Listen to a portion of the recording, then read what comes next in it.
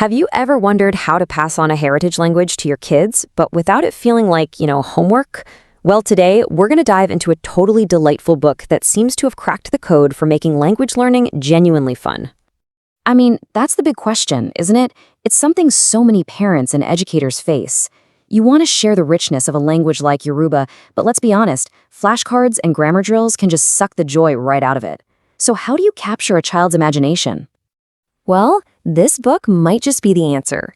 It's called Jilo the Goat and Friends, and it's this fantastic bilingual storybook that weaves English and Yoruba together so seamlessly, it makes learning feel less like a lesson and more like you're just making a bunch of new friends.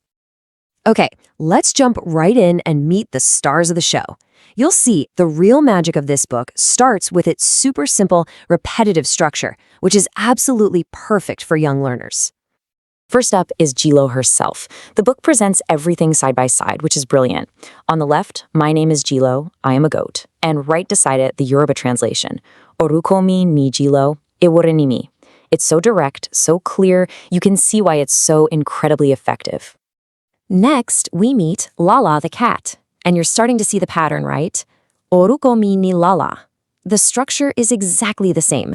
This kind of repetition is key. It helps build confidence and makes the new vocabulary, like olongbo for cat, just stick in a kid's mind without any pressure at all.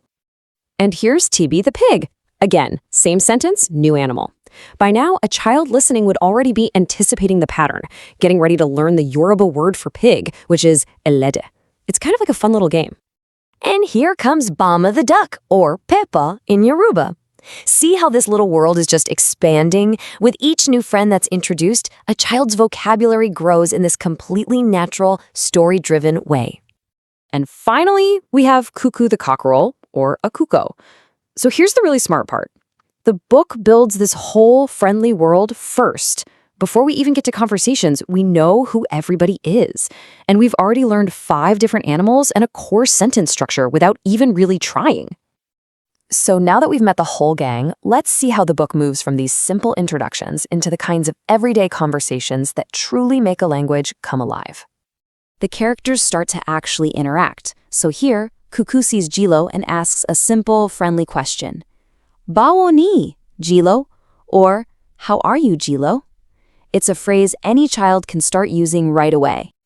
And Jilo's response is just as simple. Mawadada, Cuckoo. I am fine, Cuckoo. This little back and forth, it models a real conversation, making the language feel practical and useful from the very beginning. Now, the book also introduces culturally specific vocabulary, which is so cool.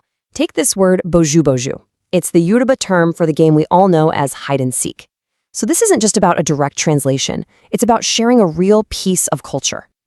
And this is just brilliant because right after we learn the word, we see the friends deciding to play the game. Deki a shere boju boju. The language is immediately put into a fun, playful context. It's tied directly to action. And this, for me, is where the book truly shines. It's not just teaching words, it's teaching emotional intelligence. I mean, in this one little exchange, we see a character express a feeling, another show empathy, offer a solution, and then receive gratitude. It's a complete social lesson taught through just 4 simple phrases. So, we have these foundational building blocks, right? Introductions, greetings, feelings. But the real magic happens when the book combines them all to tell a richer story. Let's look at how it handles all the excitement of Christmas. The excitement kicks off with this simple declaration. Kirisime sinbo, or Christmas is coming. You can just feel the energy and anticipation building among all the friends. Then the dialogue gets a little more complex. Bama wo, Saint Ball. Jilo is using wo-o, which means look, to get Bama's attention. So the friends are now combining words they've learned to share an exciting moment together. And it all culminates in this moment of just pure joy and gratitude. Santa oshepopo, or thank you very much, Santa. Now, what's really interesting here is how this builds on a phrase we already learned. Remember oshe for thank you? Well, now it's expanded to oshepopo for thank you very much. This is a perfect example of how the learning is layered and progressive. So what can we take away from Jilo's world? Well, it's about a lot more than just memorizing words. It's really about embedding a language in friendship, in fun, and in the importance of that cultural connection. So what's the secret to the Jilo method? It's all right here. The book uses simple, everyday sentences and wraps these important life lessons in playful adventures.